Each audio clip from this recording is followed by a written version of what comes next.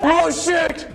I'm ready. Oh, bolok bolok guys. আজি কি কৰিলো দেখাও আপোনালোকক।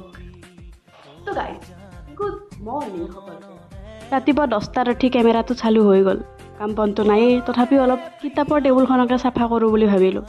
চাফা কৰি থাকোঁতে যোৱাকালি ফ্ৰীতে পোৱা কেলেণ্ডাৰখন পালোঁ। মই অকল ফ্ৰীতে কেলেণ্ডাৰো অনা নাই, কিতাপো আনিলোঁ গাইছ। 11টা বজাত চাহ খাব যাব ৰেডি হ'লোঁ। ভোক লাগিছিল, এলাহ যে ভাত বনাব ইচ্ছা নাই। চাহ তাহ খাই গা পা ধুলোঁ। গৰমৰ দিনত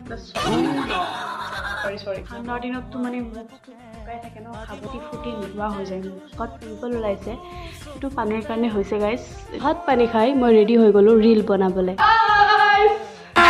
अभी मजा आएगा ना भिड़ो। এতিয়া মই বনাম ভিডিঅ'। ये लड़का बनना भी कितना मुश्किल होता है ना गाइस।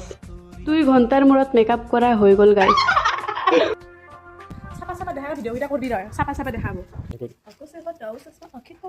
গাইছ ঘুমেটলো এতিয়া চাহ খাবাইছোঁ উজান বজাৰত।